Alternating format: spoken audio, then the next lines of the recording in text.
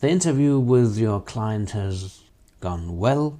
The therapeutic relationship is well established. The trust is there and you have done a good uncovering. You know how to proceed. You have made your therapeutic choice. Now, the suggestibility test is done and the next thing that comes is the induction. And this is what we are going to cover in this third part. We are going to look deeper into induction and programming. My name is Axel Hombach. I'm a hypnotist in Cologne, Germany, and I'm here sitting in London with Dr. John Butler, the director of the HTI, the Hypnotherapy Training International. Hello, John. Hello, Axel, and hello to our listeners. We have already talked about the phase 1, now we come to phase 2, and we decided that we split that. We have an extra podcast on induction and programming, and then following up we look deeper into analytical hypnosis to have more space to cover. That's fine, that makes sense. So in the course you gave last week, the Hypnotherapy Skills for Life Change, we looked very closely into programming, and you covered details that usually are not given in other courses, at least not to my experience. So, assuming the interview went well, the relationship between hypnotist, be it a coach or therapist, and the client or patient is well established. Now, how we progress now? Well, during the uncovering, you will have had very specific information about the feelings the client has towards their goal. It levels motivation, readiness for change, and so on. And you'll have established the goal in the details. We look at goals in the business world often in terms of certain key characteristics, key factors in defining a goal. So it's not just a wish or a hope. We have the SMART acronym: specific, measurable, achievable, realistic, timetable, and there's other factors, of course. However, those are important to have ascertained those clearly. So we have specific goals, and now we're going to turn that into the appropriate language for programming. And because we've done our suggestibility testing and dealt with any inhibitions on trance or on suggestibility at least, we are ready to induce the trance so that we can get on with the programming. Now, the induction, first of all, of the state, allowing the client to create within themselves, with your help, you as the catalyst, the guide, and so on, a level of trance and increase their suggestibility or responsiveness, as we prefer to call it. Inducing of trance has been often misunderstood as a matter of choosing the right technique. Well, it's true, you need a very broad range of techniques that you understand well, can use well, for different clients in different settings. There's longer and shorter and so on versions of them. The induction of trance has three main factors that are important. One is expectation. Well, we can start with generating mental expectancy, let's call it that. We have excite the imagination. Now, the imagination comes first, and then you develop the expectancy. At the time you're ready to go into a trance, and the therapist must create that kind of expectational energy within themselves, within the client. And then we have the ritual, the technique that we use, whether it's a short, instant induction, or it may be based on, let's say, for example, misdirection. And we have also indirect methods, including confusional methods. And then we have relaxation based, which are the most common forms. So a therapist needs to be proficient in all of those, understanding not just the technique, but the thinking behind it. Well, how did it work? Why are we using that with that client? So as the therapist is competent with induction methods, they'll be able to get the client to respond well in most cases, unless the client is inhibiting it, and then we have to deal with that, which the therapist again will be able to do when they've been trained well, as long as the client is willing to commit and do what's asked of them, not just sabotage things. As we get into the trance, we then deepen it. We use compounding and other methods. We're coming now to the programming phase, with having established the goals in detail and what's inhibiting the goals. We have tailor-made suggestions, very specific, to deal with the details of the goal and to deal with any inhibitions. And those details are really the key to making the therapy most effective. Programming is a science and an art.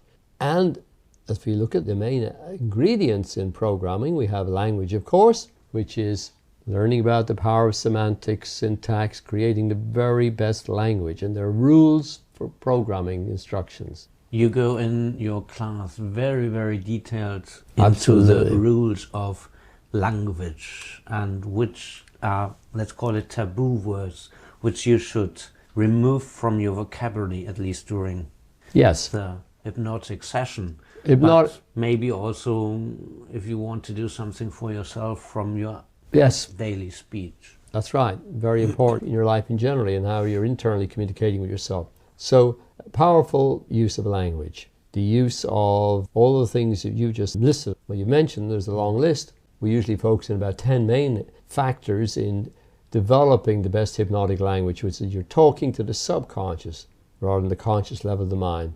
We're primarily focusing on the subconscious. So language is present tense, it's positive, it's affirming action rather than potential, it's dealing with emotional energy, many other things, being credible and so on. You were there, you heard me talk about those things in depth. We have non-verbal communication. Now the client's eyes are closed, sometimes they're open.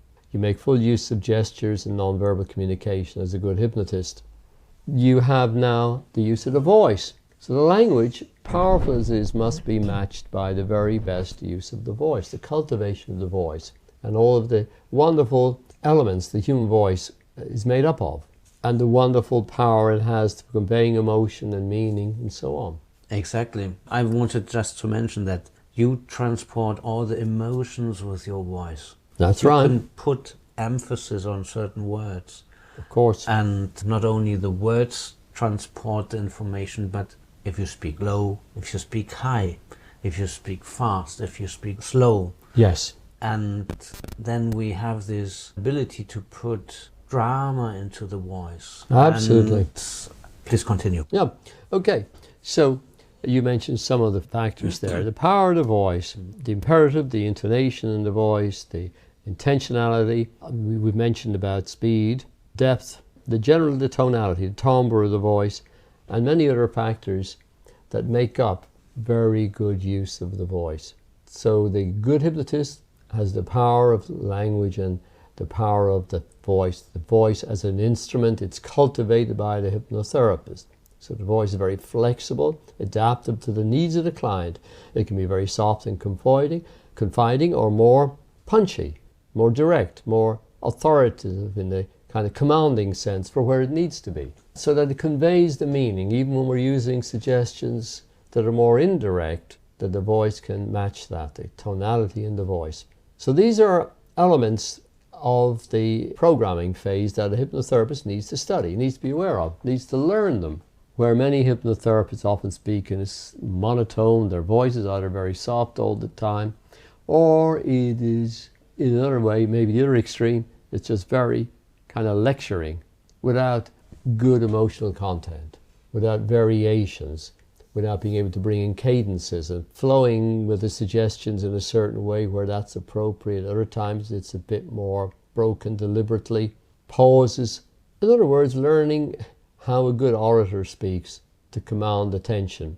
These are key qualities that make for the very best programming effects. So the therapist will produce a recording maybe of that session, or maybe make it a separate recording that the client will take away and use for their programming, so that all of the elements of the problem and the emotional aspects are dealt with as fully, as clearly as possible in the programming for maximum success.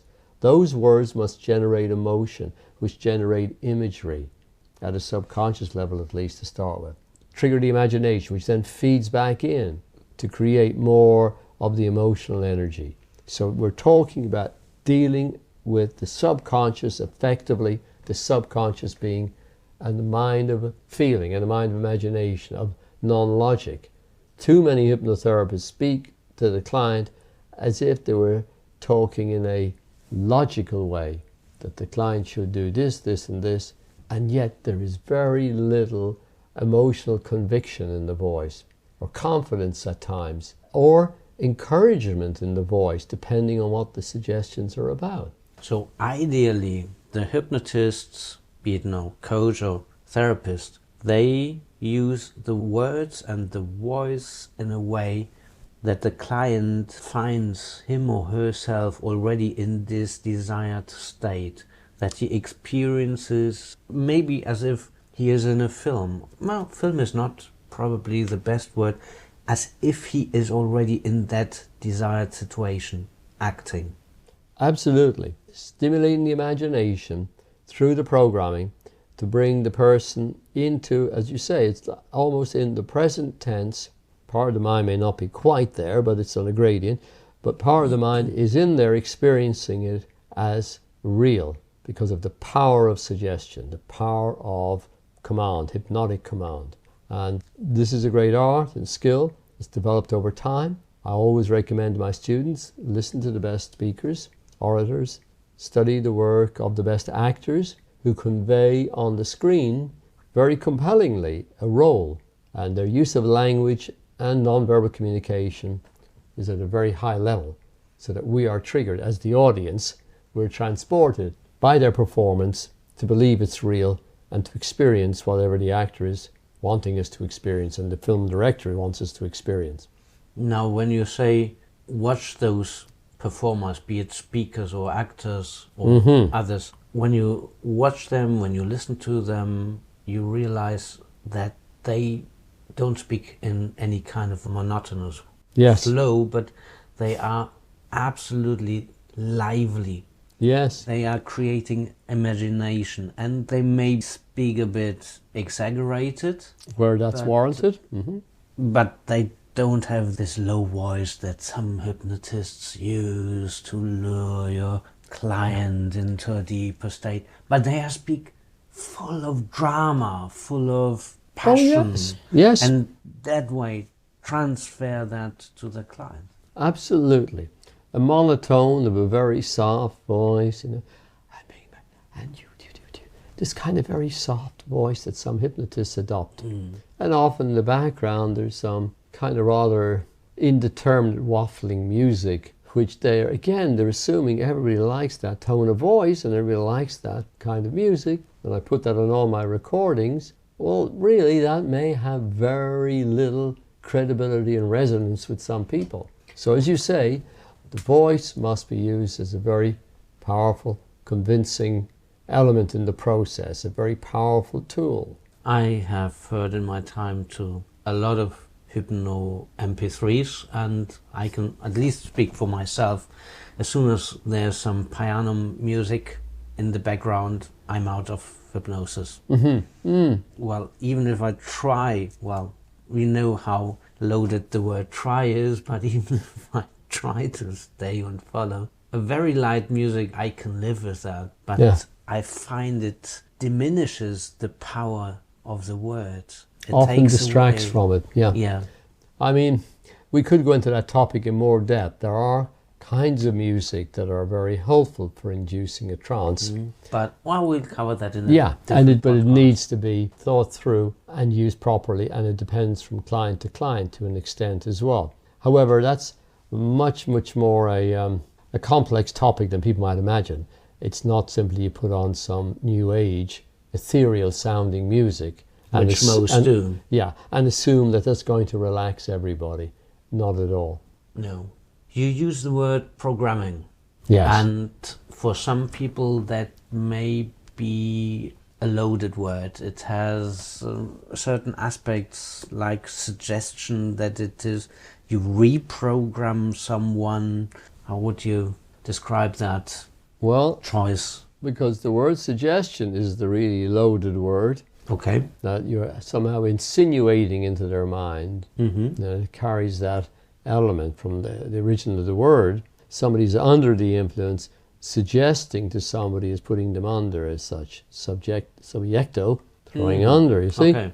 Now, you are very directly, deliberately programming that client to achieve certain goals. It doesn't mean your language is hectoring, lecturing, or in any way non-compelling, non-persuasive, as if you are ordering, commanding, belligerent even. At least I don't mean that. That's what's represented or conveyed anyway by the word programming. So it doesn't have to do that you're programming a robot. Not at all, or programming code in the computer program. Programming is putting into the mind certain ideas and concepts, and they can be very softly or more strongly put depending on the needs of the client and the goals for the therapy.